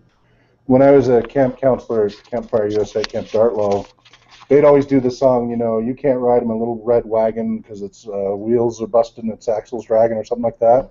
And I did. So our group, though, for my kids was, you can't ride on a little red dragon because its wings are broken and its tail's a dragon. And they loved that they were the only group that had a dragon instead of a wagon. Yeah, who would want a dragon? A plethora. We got a hydra and other kinds there. And a smiley dragon. It's a happy dragon. No, yeah. You sure it's not wearing one of those drama masks? Maybe, yeah, as I say, it's a theater dragon. And then that's the that dragon style is, of course, for the UK Tolkien Society. They seem to follow that style. There's the dog. Of the dog. I haven't actually read this one. Oh, yeah, I think we should. Next month, let's start reading. Let's start doing readings from it. I think that'll be fun. Well, Those of you online, please post if you'd like us to start doing some readings from Farmer Giles. I think that'd be a lot of fun. Well, that's totally medieval there. maybe we could show these pictures again next month. Just we can do a little slideshow while we're reading it. Yeah, there you go. Yeah, we should probably get on to the next one, but because it's quite a few stories. Some of those scenes do resemble something you'd see in a medieval church. Exactly. Yeah. Stained glass. No, it's totally beautifully done. But Hawk, you want to read 109? you betcha. Let me just let folks know. I've And been it's on to the Lord of the Rings, so back to familiar territory. so 109's next, right? Yeah. So you're an intensive scholar of Lord of the Rings, and your reference is the I Peter don't- Jackson movies. I don't claim to be a scholar at all. He's But the real I'm deal. loyal to the books. But the good thing is you don't need to be a scholar to be here, even though our website's Tolkien Scholars. I was just trying to subtly mock him. Pulling chains. That's because he's remarkable. By the way, we have also read through the Silmarillion together. Excellent. So he has that. Excellent. I didn't know that was a I've been trying to compose a symphony based on the very first chapter. But I didn't know that it's such how the Yeah, universe that's was cool. created through music. Yeah. Been a little I've actually broken down each portion of it and each movement and such, looking through, taking notes straight from the story, and then trying, anytime you use descriptions of instruments and how they sounded, trying to compose that. It's, So I'm morally opposed to them making a film adaptation of Silmarillion. Why? If you want to make a soundtrack to Silmarillion, go ahead. Well, there have already been a few people who've done it, so it's just my own endeavor. But I was skeptical repeatedly about being done well. Just because Well, so way I've always envisioned that should be done correctly is in the PBS or BBC style as episodes ongoing, and that way there's less focus on the special effects and more on the story. Look at all of the great old medieval style stories they've done on the BBC and on PBS, where they focus on the characters and the story, because they have a limited budget. They have a good budget for all the actors and the outfits, and they like to try to create some realism of that time period because they have all those resources, and they tend to take their time unraveling the story and the plot and the characters and such, rather than worrying about special effects and action. Mm-hmm. And I think that's the only way, short of a full community-based one, which is what I've tried repeatedly to do. I wrote a screenplay to do a CGI version of the Silmarillion, but had trouble getting enough voice actors and stuff like that, and then doing the actual CGI. So either a community-based one, but then you run into the whole copyright, trade, laws and all of that. So if they could ever give approval to a BBC or PBS style one and a series, you could have 10 seasons easily of 13 episodes or whatever, Well, just unraveling each if story. as you Peter go. Jackson got a hold of it, he'd make another trilogy. Well, but so luckily the Silmarillion's controlled by the estate, not Enterprises. So Hobbit, Lord of the Rings controlled by Enterprises. I was trying not to get a Enterprises. dig in at Peter Jackson. I know, right? He's And which is a Salt sufficiently- Axe company, yeah. He's sufficiently taken Yeah. to not want him to do it. Yes, no, I was terrified he was going to do it in the first place because I saw his films before he did Lord of the Rings, and the horror, like Dead Alive and horror films like that, and I was like, oh my goodness. it's And I have to say, he pleasantly surprised me with the Lord of the Exactly. Rings. I was like, oh, that's so much better. Which is than I why anticipated it maybe would be. why we're doubly disappointed, because you think, oh, he was able to. He had started out, and and then he's kind of gone with such downhill. potential, you think Yes. this will be even better. Yeah, he's gone. Each movie's gotten worse and worse, unfortunately. Okay, 109. To Sir Stanley Unwin. Tolkien lunched with Unwin in London on 9th of July and agreed that Rayner Unwin should see Book 1 of The Lord of the Rings, which was in, quote, fair typescript. Now Rayner is like 10 years older now, or almost. I mean, Yeah, he'd be in his about 20s 20, now, yeah. On the 20th July, Tolkien was sent Rayner's comments. Rayner wrote, quote, the tortuous and contending currents of events in this world within a world almost overpower one. The struggle between darkness and light, sometimes one suspects leaving the story proper to become pure allegory, is macabre and intensified beyond that in Hobbit. Converting the original ring into this new and powerful instrument takes some explaining away, and Gandalf is hard put to it to find reasons for many of the original Hobbit's actions. But the linking of the books is well done on the whole. Quite honestly, I don't know who is expected to read it. If grown-ups will not feel infra-dig to read it, many will undoubtedly enjoy themselves. The proofreader will have to correct a number of omitted changes from Hamilcar to Belisarius. Despite these criticisms and hesitations, Rayner judged the book to be a, quote, brilliant and gripping story, end quote. Tolkien wrote the following reply on the 31st of July, but did not send it until the 21st of September for reasons given in the letter of that date. 31st of July, 1947, Merton College, Oxford. Dear Unwin, I will certainly address you so, cum permisso, though it hardly seems a fair exchange for the loss of Professor, a title one has rather to live down than to insist on. I was surprised to get the installment of The Ring back so quickly. It may be a large book, but evidently it will be none too long in the reading for those who have the appetite. Amen. Here. And it was very kind of you to send me Rayner's impressions. Any criticism from outside the small circle that has known the thing as it has grown, and become familiar with its world and long ceased to be overpowered, would be welcome, but this critic is worth listening to. I must now wait with patience until he has seen more. I will send another installment at the end of August, and I have now another urgent reason, in addition to the clamor of the circle for finishing it off, so that it can be finally judged. I return Rayner's remarks with thanks to you both. I am sorry he felt overpowered, and I particularly miss any reference to the comedy with which I imagine the first book was well supplied. It may have misfired. I cannot bear funny books or plays myself. I mean those that set out to be all comic. But it seems to me that in real life, as here, it is precisely against the darkness of the world that comedy arises, and is best when that is not hidden. Evidently, I have managed to make the horror really horrible, and that is a great comfort. For every romance that takes things seriously must have a warp of fear and horror, if, however remotely or representatively it is to resemble reality, and not be the merest escapism. But I have failed if it does not seem possible that mere mundane hobbits could cope with such things.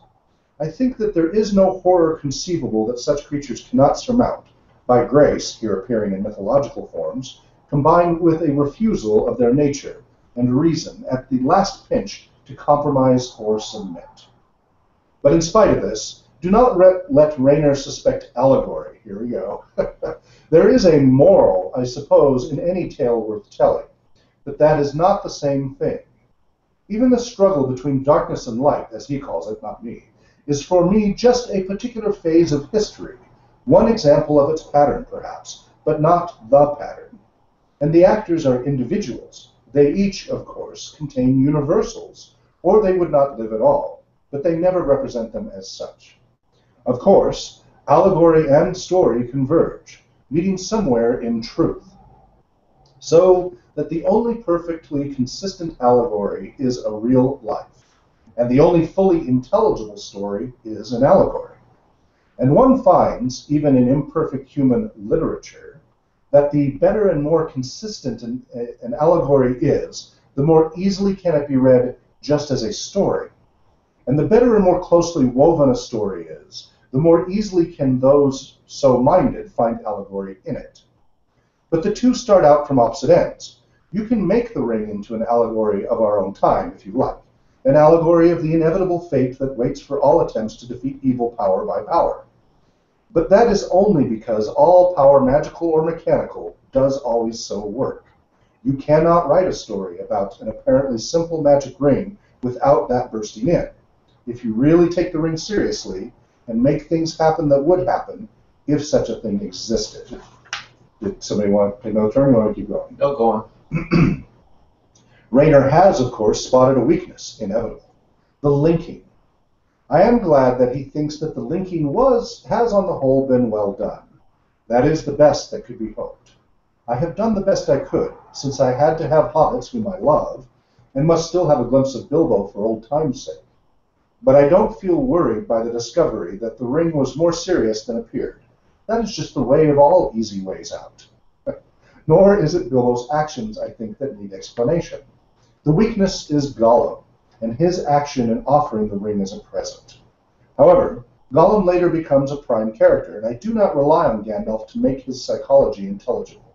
I hope it will come off, and Gandalf finally be revealed as perceptive rather than hard put to it. Still, I must bear this in mind. When I revise Chapter 2 for press, I intend in any case to shorten it. The proper way to negotiate the difficulty would be slightly to remodel the former story in its Chapter 5. That is not a practical question, though I certainly hope to leave behind me the whole thing revised and in final form. for the world to throw into a waste paper basket. All books come there in the end, in this world anyway. As for who is to read it, the world seems to be becoming more and more divided into impenetrable factions. Morlocks and Eloi, Ooh, nice and reference. others. Yeah. H.G. Wells, Yeah. The Time Machine, right? Yep. But those that like this kind of thing at all like it very much, and cannot get anything like enough of it, or at sufficiently great length to appease hunger. Isn't that true? The taste may be, alas, numerically limited, even if, as I suspect, growing and chiefly needing supply for further growth. But where it exists, the taste is not limited by age or profession, unless one excludes those wholly devoted to machines.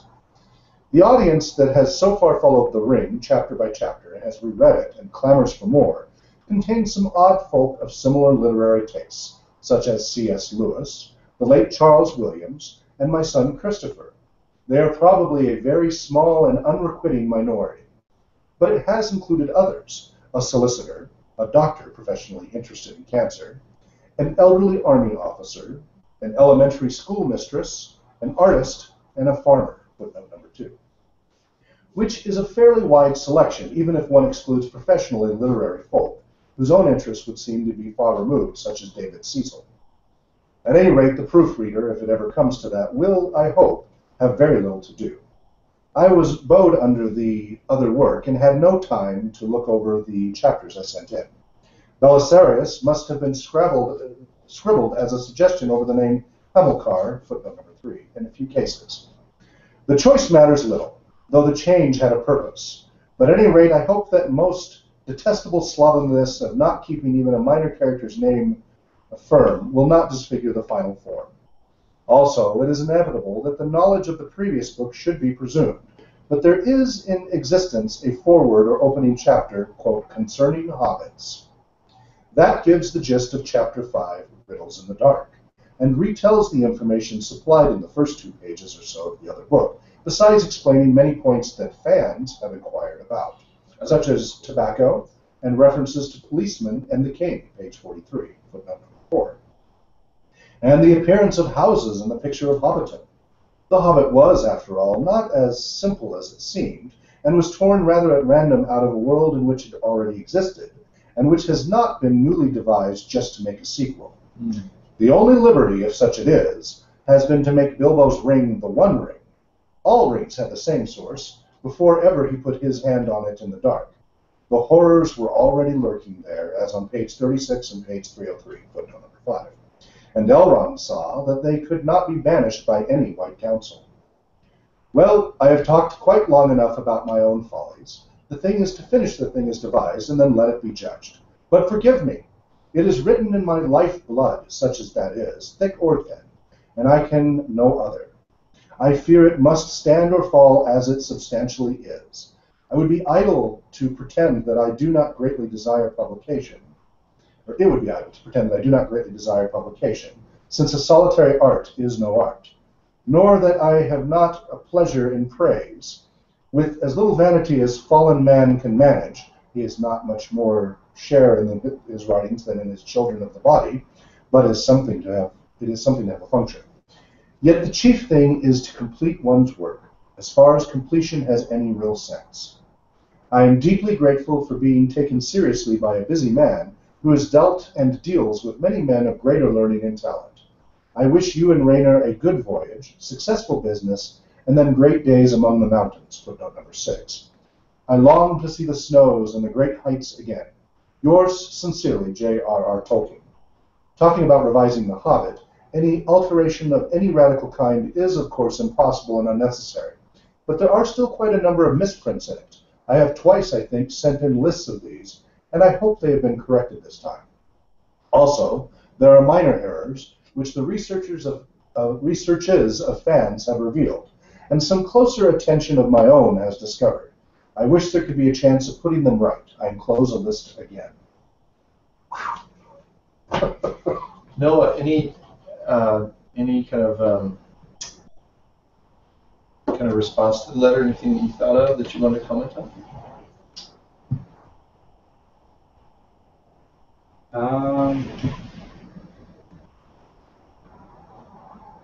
I see that strain in him between connecting the two books. I didn't know that the ring originally wasn't intended for the purpose of bringing in Sauron and stuff. But now it does make sense. I do kind of see that it was just kind of a magic, kind of like an invisibility cloak or something, just kind of a magic tool.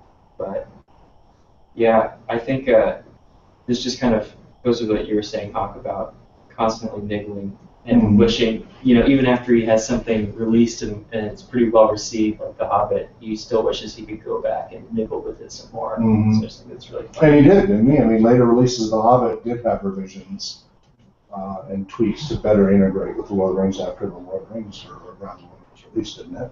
Yeah, there's some things that I wish that he had maybe niggled with some more, like, the fact that Volg is Azog's son, but then elsewhere in the lore it seems to be that, like the orcs are born out of like non-natural means or something. So yeah, there's some things that do they have families? Do they have reproduction, or are they just born out of the rocks? Right. are there she-orcs? Well, the Uruk-hai are more definitely manufactured. Well, for the let's see. like Jackson's Saruman, take. No, I think that's consistent with the lore, actually. Saruman did something, and it doesn't specify what in Right. the books, right? Yeah, it doesn't. As far as we know, it doesn't fully. Tolkien, and in interviews as late as the late '60s, early '70s, when asked where do orcs come from and where do Uruk-hai come from, Tolkien intentionally listed at least 3 different reasons without clarifying which one. One of them is that they were captured elves who were then turned and perverted and distorted. And then he listed 2 others that I forget. But he intentionally listed several and said that it is unknown. But here's some of the different ideas. Yes. So he either never decided himself or intentionally left that out there so that it added to the myth of the lore and such of it to make it more interesting. But as far as I know, he never finalized that as any one, and instead intentionally left out multiple different. For some reason, it appeals to me that Saruman manufactured. Well, it would certainly make sense from Saruman's mind of wheels and gears and mechanical mind that was definitely being emphasized about Saruman, and Tolkien's whole hate of the machine and industry and such. That certainly would seem to tie in nicely with that. Maybe a response to Frankenstein. Sure. Yeah. Yeah, because that's an older work too.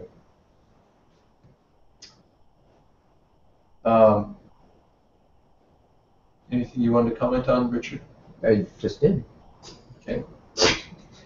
I liked Rayner's. Obviously he's a lot more mature now. Giving, it's kind of neat because here the publisher's son got a crack at it when he was just a little 11-year-old about The Hobbit. And okay, I'm gonna be important. I'm gonna, but now he's an older, he's an experienced reviewer. Exactly. Yeah. So he's really being thoughtful this time and a little bit more like, okay, well, here's how I see the two connecting. Here's the strengths. Here's the weaknesses. And the fact that Tolkien was really open to it, which is nice, because I know that sometimes if he felt that people didn't understand his general idea, he wasn't very open to critique. But here he knows this is a trusted source. Yeah. And he wants to know. He wants to know how people take it. What I'm really fascinated by are the footnotes. I was wondering if we could. Yes, and I'll do that. Well, I was going to say, though, based on what you said, the other thing is that the feedback from fans, I think, might have contributed to that, because as he indicates from The Hobbit, that researches from the fans caught things that he missed, as well as his additional efforts to go back and look it over and continue the niggling.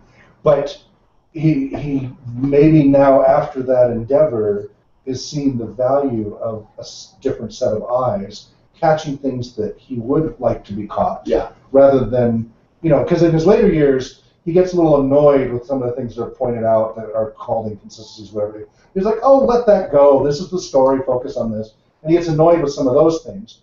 But there are aspects that he says, as long as you get what I'm trying to do, and in the context of that goal, I want feedback so I don't make those mistakes within the context of what I'm trying to do, rather than trying to pigeonhole it into allegory or other people's works or a particular style that he doesn't want any of that kind of criticism. He wants it to be looked at as its own work and then look for inconsistencies in that legendarium And then if people give that kind of feedback, he seems very open to that. Yes. I can sympathize with that in the writing that I'm doing. Everybody generally wants to focus on the grammar. You put this comma in the wrong place, and this Right. color doesn't Right. go Rather than here. a story and And deliver the that's story. Yeah. and I'm going, but I want to know if the story's consistent. I know the grammar sucks. I'll fix it later. That's why you have an editor. Okay, so And actually, Drake, my youngest, who's an aspiring creative writer, he finished his first 78,000 page book last summer. He spent the summer just writing. He would go to Starbucks, put on his headphones, get his laptop, have a drink, and just write. And he committed to a minimum of 2,500 words a day. He usually exceeded that and just stayed at it for weeks, 5 days a week, and gave him, he was disciplined about it and did a great job. And he has technical issues in his writing, grammar and things like that, but the story and it's very compelling as you read it. And then this summer, as Worldcon was here, which is the 73rd annual World Science Fiction Convention, so they had workshops on writing that I went ahead and paid for them to get into. Normally they don't let you in if you're under 18, because usually that age group has trouble with criticism, with critique, I should say. But they let him in anyway, and he had to submit a sample. I think it was 7,500 words, and then they would go through that sample, tear it apart, and help give him useful feedback. And these are published, award-winning science fiction and fantasy authors. This is where the Hugo Awards are given out, is at Worldcon. And so he had some trepidation about it, but he did it. He went to it, and he loved it. He loved the feedback because they seemed to be getting what he was trying to do. And apparently they were really intrigued with his particular magic system. They were all asking, the whole group was asking all sorts of more questions about that. And he's 15 years old, and that was just a really, really positive I'll experience. have to ask him about that. And I don't know how many 15-year-olds would take that level, because they really tore it apart, but he was happy about it. I tend to get passive aggressive. Yeah, no, he Feedback seemed to take it very well. It's only seemed to spur him on to do more and get better at it. So that's really great. And again, with Tolkien, if you're able to set aside your ego about the work and take it in, and you still will end up ultimately doing what you want to do. sure. But it is a very valuable process, as long as it doesn't derail you from your original vision, of course, And and it doesn't yeah. hurt you and discourage you from continuing to write. I love Tolkien's quote where he says, "Solitary art is no art at all." He recognizes Yes, I thought that was he wonderful. he does need others. If somebody doesn't get his vision, then for sure an author can still just say, "Well, never mind," and go on with what their vision is. But somebody who gets that, I think that's a shrewd assessment. That resonated for me on multiple levels. So I do all these different projects. I do the gaming stuff, I do my research, I do music, right, my syntheticzen.com website. I have nearly 100 different compositions and recordings and performances. But I feel like I'm in my own little echo chamber, unfortunately. I don't really have a fan base. I don't even know, good or bad, what people think of the music. I see people download it from time to time. I've distributed through Amazon and iTunes and all that. Every now and then somebody buys something. I can see people play stuff. And every now and then people will click a like or whatever. But nobody, I've been releasing, I started doing music and recording in 1989, but over the internet since the late 90s. And in all those years, I've gotten 3 comments on all my music. And it's weird. Like, I'm not doing it for other people, but since I'm putting it out there, at least it would be nice to know what others were experiencing from that being out there. I know my music is different than a lot of others, and it would be interesting to hear if others are affected by it. A click of like is nice, but it doesn't really tell me anything about how they experience it. With the adventure modules that I've released, it's my own version of writing. Not a whole lot. I get feedback here when we run them here, and for the most part, it's been pretty positive. But I see hundreds of people a month download my modules, never a comment, feedback, and I release them frequently under Creative Commons, which means you just give attribution, share and share alike. You're welcome to use it, add to it, and my goal of putting it out there is I have a very open source attitude of contribute back so that we make the quality better and better and better through a group community effort. And so being, maybe it's just because these are very specialized interests, and it's only because of the internet that anybody ever sees or hears any of this stuff to begin with. And so that's its own thing. But that particular line, I just kind of like almost felt like a flush of connection to that personally, because I feel like I've wasted my day if I don't do something creative, whether it's music, whether it's writing, whether it's my research, any of these things. It feels like a day, whether I've done chores, run the kids around, I feel like I haven't accomplished anything unless something has been created that day. And it is often just in my own bubble, unfortunately. And I could see how for Tolkien, you put that love and effort into that, and you want others, they don't have to like it, but maybe appreciate the effort and the story. And if it happens to move somebody in some way, that's a wonderful feeling too. Well, there was. It's nice to get that feedback loop. I've been using Brian as kind of the guinea pig, and he's kind of enjoyed the story, and he gets it.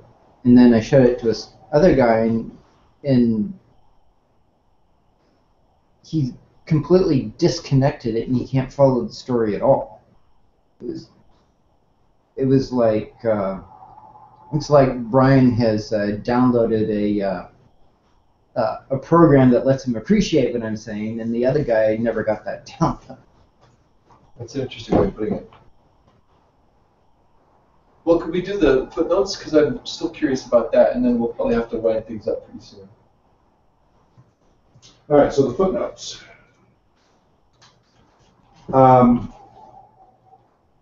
Number 1 says see note 1 to number 128. Great. So re-referencing, so 128. Oh, you know what? I think I know what that is. It has to do with the fact that he's early. In the original version of Chapter 5 of The Hobbit, Gollum really does intend to give Bilbo the ring when the Hobbit wins the riddle game, and is deeply apologetic when he finds that it is missing.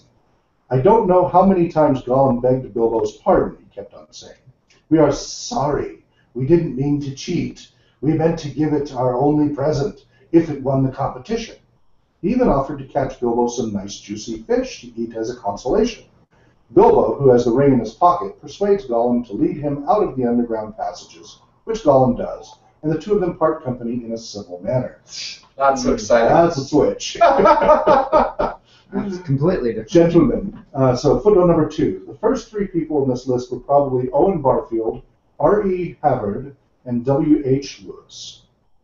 And others cannot certainly be identified, though the artist may have been Tolkien's first cousin, Marjorie Incledon, Yeah, he who mentions was a painter. the army officer, a schoolmistress, an artist, and a farmer, Right. and a doctor. Footnote number 3. An earlier name for Fredegar or Fatty Bolger. Footnote number 4. Wait. Okay, yeah. Hamilcar. Hamilcar, okay. So he ended up Fredegar going to and Fatty Fredegar Bolger. finally. Yeah, okay. Interesting. Yeah. Actually, I know Hamilcar from the war with Carthage, from the Punic Wars. Oh, Okay. So I'm kind of, is that like I'm not really getting the reference. That's Hannibal, isn't it? No, Hamilcar is Hannibal's father. Oh, really? Yeah.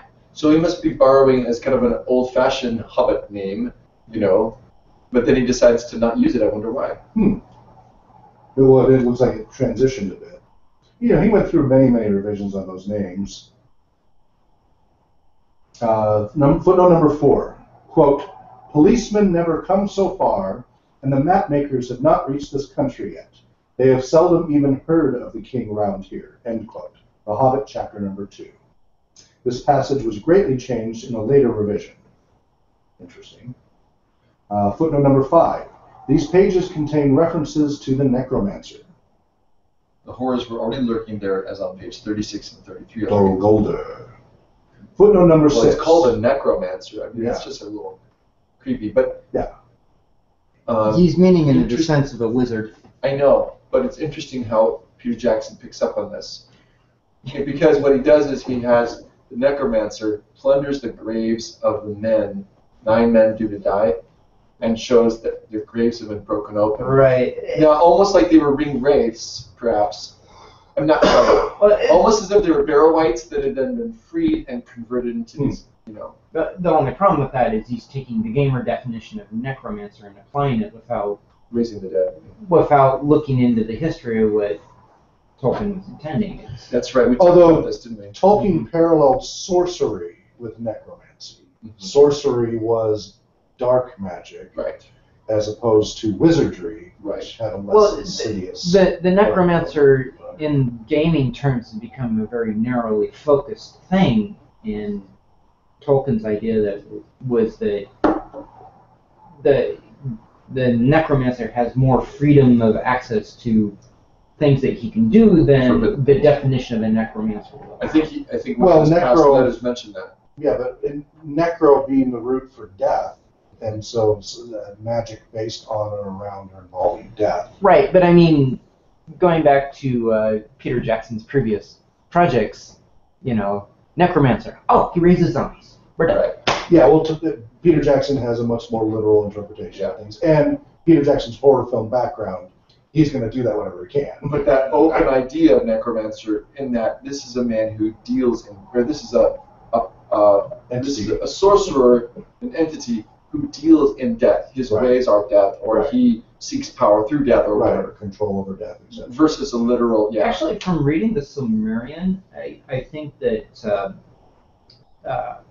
Sauron and Melkor were more crafters, at least in a Well, yeah, starting with the creation story, and everything they Melkor do is they're making interfering. devices to win them the Yeah. war. They're not like Martisa's work on the dragon.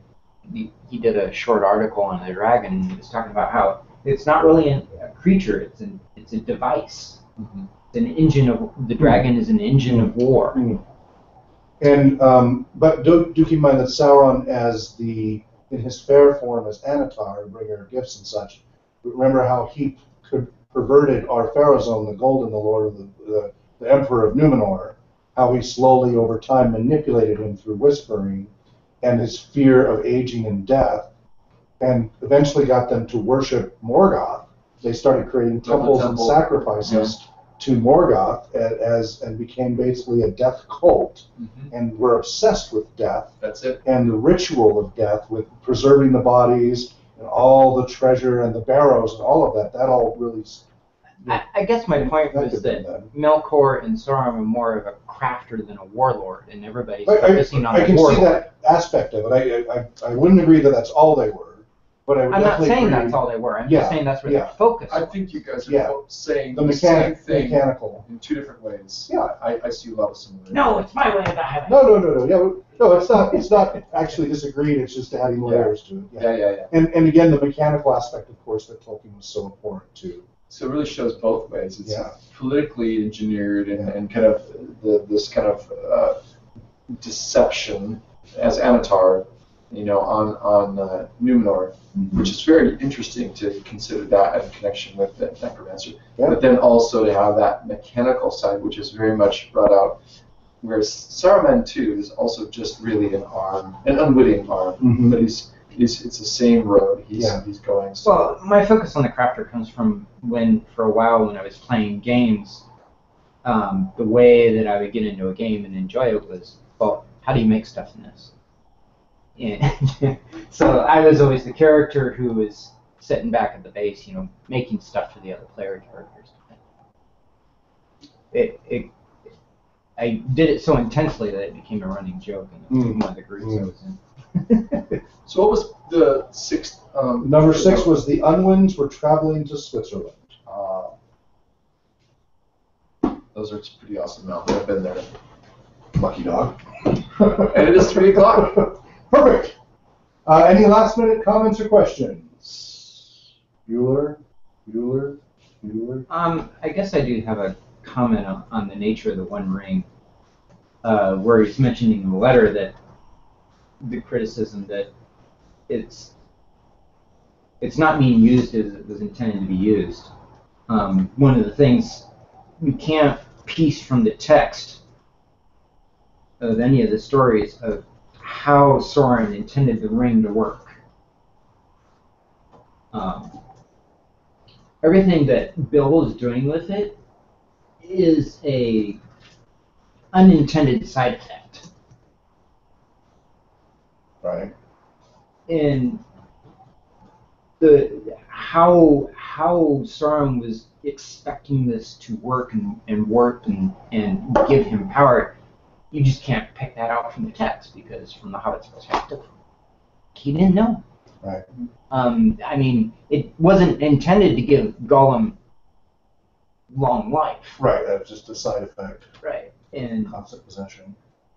Although that would make sense again, going back to the Kings of Numenor. well, and it was made for an immortal. It would never have entered Sauron's mind to. Yeah, but as a side effect, the energies and such somehow prolonged life, and Yeah. that again ties in with dealing with life and death in such interesting ways, but a perversion of it still.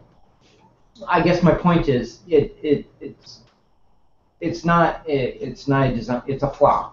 Okay. It's a flaw. Of the Well, it's a ring. side effect, yeah. Well, I mean, it's an unintended flaw. Right. I mean, for Sauron, that wouldn't have any effect on him. Right, right. Because he's not bound to the life and death cycle. No. I thought it was interesting that he made the decision to make Gollum a greater character, not just a one-chapter character, Right. but actually bring him out and augment him. And Out I of don't the know if that was, history and- yeah. you know, I'm curious as to his motive, if he had any motive other than just explaining his story a little bit more. But if he wanted to, As we continue through these letters, as he continues to write those chapters, he will discuss those in more depth. So yeah, each month we unravel layers of that onion. For what he was thinking. Yeah, and that's the neat part of it. I think Gollum's a perfect foil because he is that other that Bilbo could become.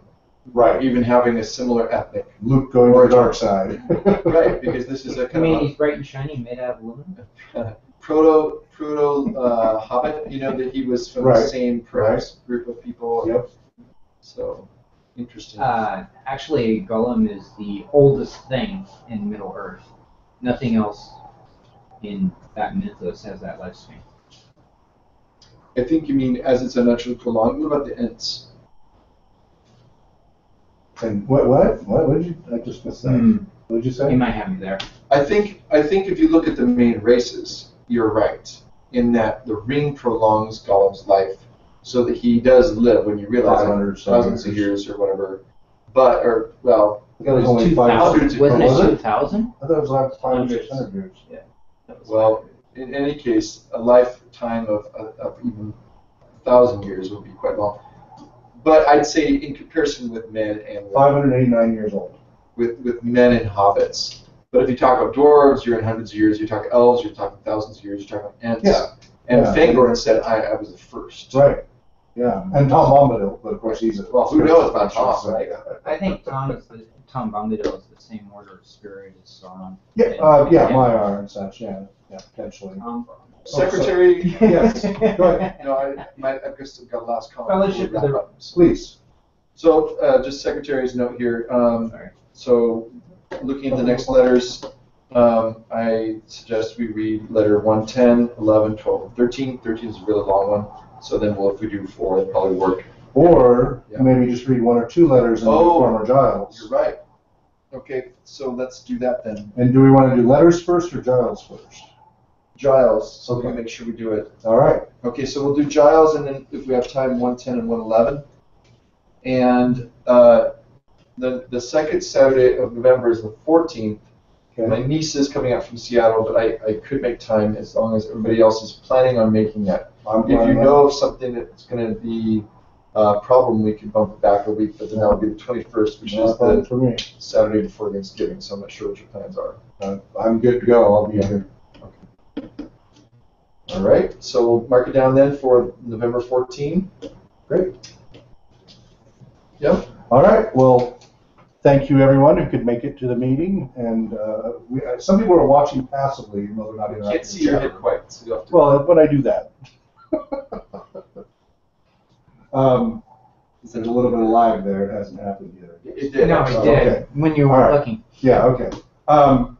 So it's the second Saturday of each month, 1 p.m. to 3 p.m. Pacific time, TolkienScholars.org. And the archive of this and all of our other broadcasts for many years now would be at youtube.com/Tolkien Scholars. And you can find various links on our TolkienScholars.org website.